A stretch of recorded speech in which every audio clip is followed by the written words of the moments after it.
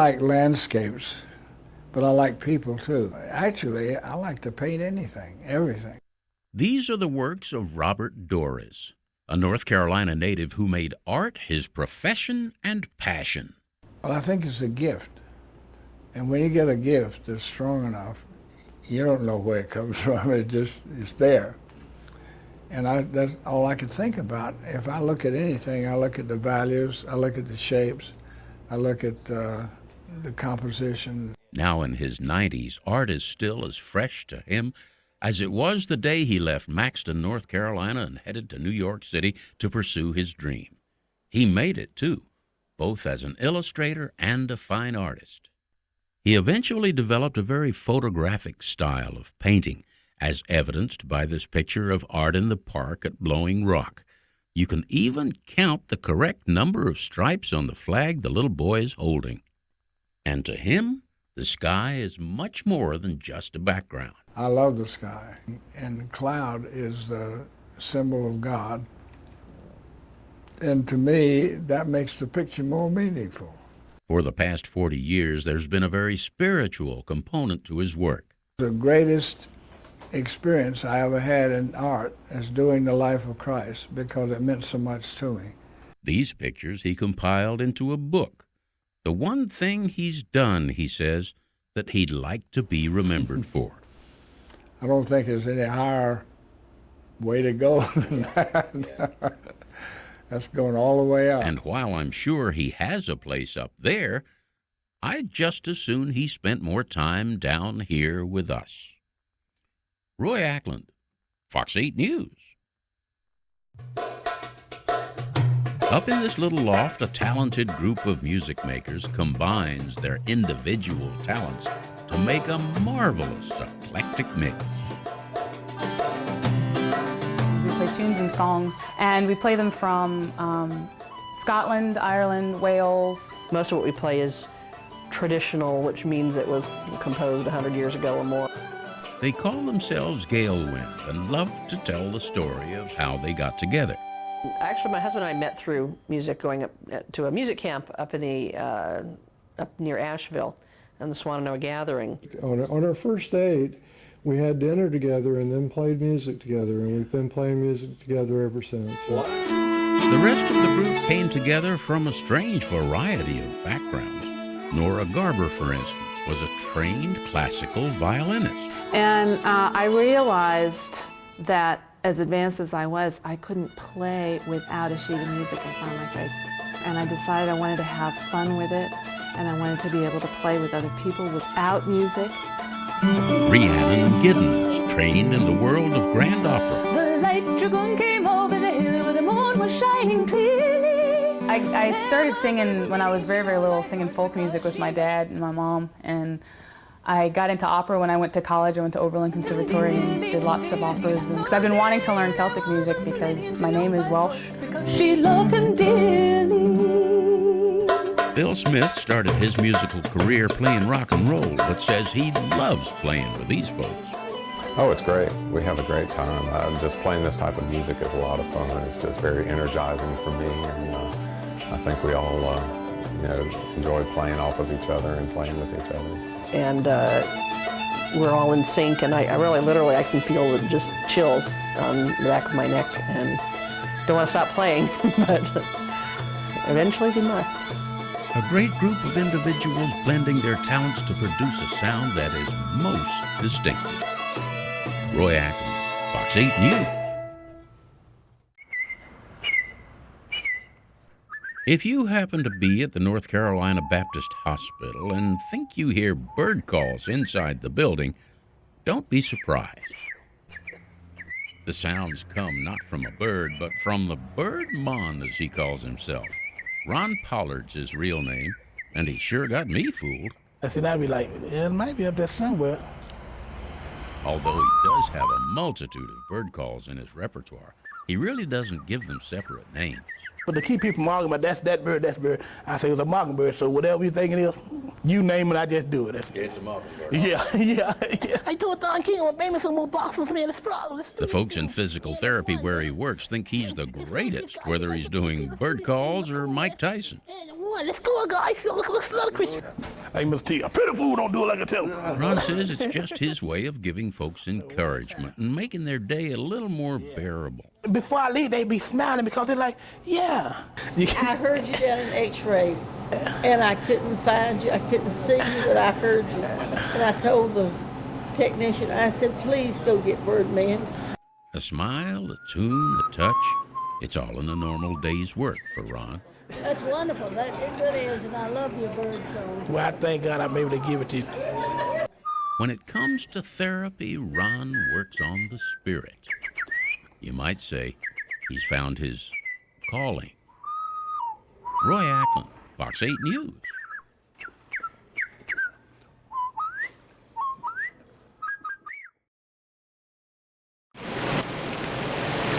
If you're ever headed south on Main Street from Winston-Salem and something suddenly smells delicious, you're probably passing this place.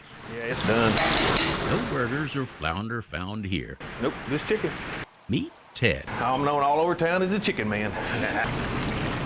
It's a slow process, so you have to get an early start. So how early do you start cooking? Usually by 9 o'clock anyway, because we'll have to have between 60 and 80 chickens for lunch, and it takes 35 to 40 minutes to cook a pan of chicken, so let them simmer slow and easy. It was back in the early 90s that Ted's dad came up with the original recipe and the idea for the restaurant. But it's not just the way it's breaded or cooked. It's also the special sauce that's put on it when it's served. What's in this? I can't tell you, I'd shoot you. It's hard to describe. If you like a little spice, a little bite to something, I mean, because it's got like a Cajun feel to it. Yeah. Whatever it is, people love it. They take it away as fast as they can serve it.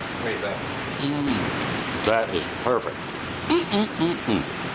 Here, the phrase finger licking's more than just a slogan, and a napkin might help. It's a simple menu, just chicken. We don't get real fancy, but it's worked real well. It's a great formula, food and fun. That'll keep Ted's famous chicken kicking. Roy Ackland, Fox 8 News. Jay Callahan has been fascinated with the bugle ever since he was a kid. Well, the beginnings with the bugle were as a trumpet player in school bands.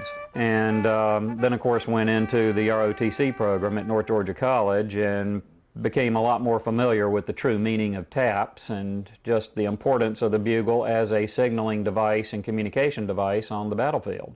Essentially, I have everything in a semi-chronological order, starting with... Jay also has a collection of bugles and knows a great deal about their history. Now, also in World War II, they were making an awful lot of bullets, an awful lot of aircraft instruments, naval instruments, shell casings out of brass. Brass became limited, so they came out with this one, plastic. No. But it's not the history, it's the future he's concerned about. All over the world, military installations, when they want to play reveille or chow call, they use the PA system. So the number of buglers in the military has declined. And when a special occasion calls for a bugler, you either find one or you're relegated to the boombox. Well, obviously we hate it. I mean, we just, the very idea of laying one of our veterans to rest to the strains of a boombox just is a real turn-off. So Jay and a group of like-minded friends decided to organize a nationwide effort to supply buglers for those special occasions when they arise. And I'm hoping it's the beginning of the beginning, and that more people will sign on to this, more people who know how to play brass instruments will take it up and actually make themselves available to provide this service for our deceased veterans. And in so doing, serve their country and its veterans in a very special way. Roy Ackland, Fox 8 News.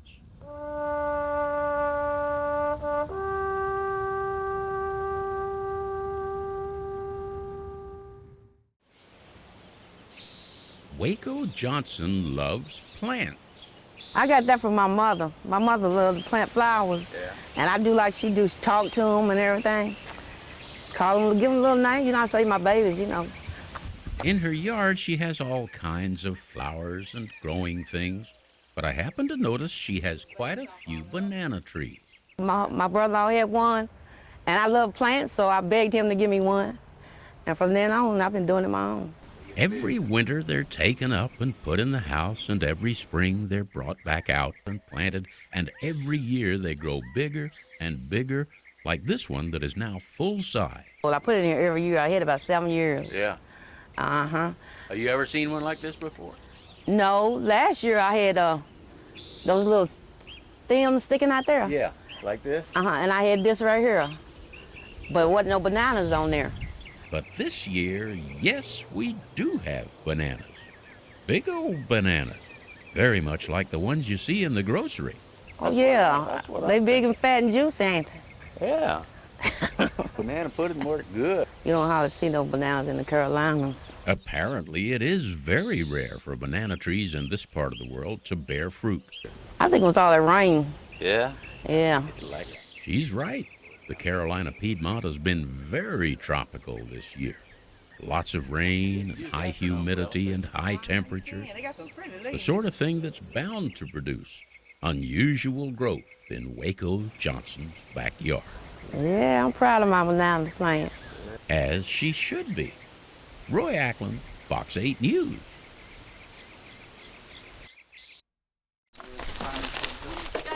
During Operation Big Sweep, standard procedure is to issue everybody trash bags.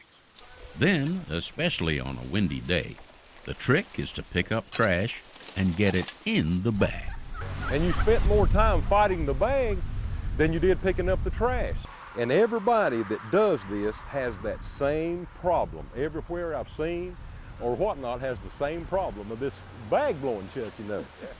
Wayne Robbins is a groundskeeper for Eastern Randolph High School, and therefore, picking up trash is something he does a whole lot of.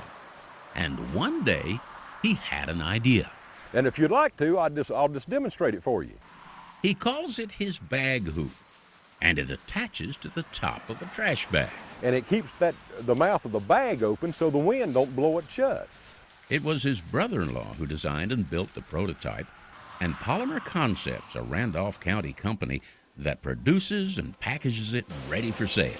It's from that point on, we've just been really blessed. Just a flick of the wrist, and you're ready to go. You can just walk through, and you can just keep it getting it.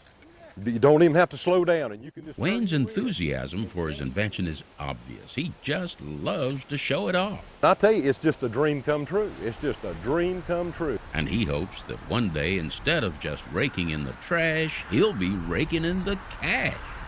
Roy Ackland, Fox 8 News. It was not long after we started doing Roy's Folks that we crossed the Yadkin River at the low water bridge, driving the original Volkswagen, and headed for the town of Rockford and the store then run by Glenn and Annie Barnett. I like it because it's quiet and peaceful and country. After Glenn passed away, Annie continued to run the store. And over the years, it became one of my favorite places to just drop in and visit a while. It's just the old-fashioned country store, decorated like 100 years ago. Annie kept the store stocked with everything you can imagine, from wall to wall and floor to floor. It'll keep you busy. If you sit down, it's getting dirty. She was very much loved by everybody who came through her door. See, they bring my wood in. And acts of kindness were rewarded. Son gets you about 2 suckers, and Bobby Dean gets you some Tootsie Rolls. I always have loved people. I don't know, everybody comes in, you know, is different. Last year, that low water bridge that first brought me to Rockford and was protected for so long by Annie was replaced by a modern concrete bridge. And last week, the town of Rockford lost something even more special. Annie Barnett, who can never be replaced. Roy Ackland, Fox 8 News.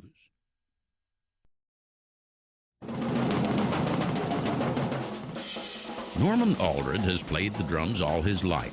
He started at 6 years of age. One Christmas day, I walked up to the drums and just started playing the backbeat and just went to it naturally. It's like breathing for me. It's just natural. Over the years, he's played in many local bands. He remembers meeting Buddy Rich, and he's a teacher now. When we first met Norman, he introduced us to his protege, who was just out of diapers and had yet to shed his passy. Well, he was more like 14 months old when he started.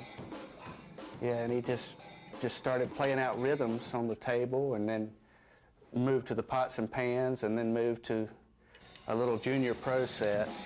Back then, he was 2 years old. He's twice as old now. He's 4, and more than twice as good. Really blossoming.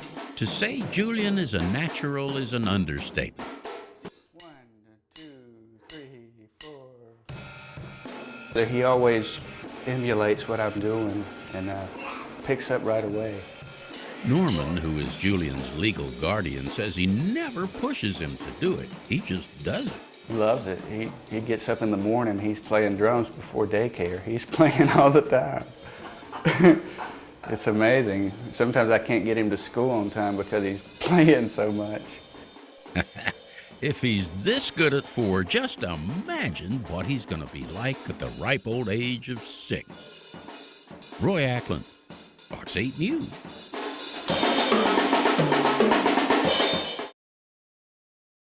Well, in 1988, I retired, and me and my wife decided that we were going to travel in a motorhome. So Bill Lampin left his roots as an airplane mechanic and branched off down the long road to a new experience. Left my mark almost everywhere I've been. Literally, with permission from campground managers all over the country like this one at Thousand Trails in Davie County, he's carved figures in trees all over the country. I call this a tree troll. The manager, he furnished me with a bench and the power, and I have a nice cool breeze coming up here from the lake, and so I just work when I'm in the shade. It takes me somewhere between 17 and 22 hours to do this. As I watched him put the finishing touches on this particular piece, it occurred to me that there's quite a resemblance between artist and art. Yeah, this fellow don't have a mustache, but I do. And he's got a little bit more hair than I have also. He's done tree stumps as well as live trees and says that this one, if left alone, will heal completely over. It'll start closing in, and if people have cut limbs off, they'll see that. And I'd say in 25 years, it'll be completely covered, and then whenever it goes to the sawmill, the fellow's going to get a big surprise when he sees a face in the board. You might say Bill Lampin will continue to leave a good impression wherever he goes. Roy Ackland, Fox 8 News.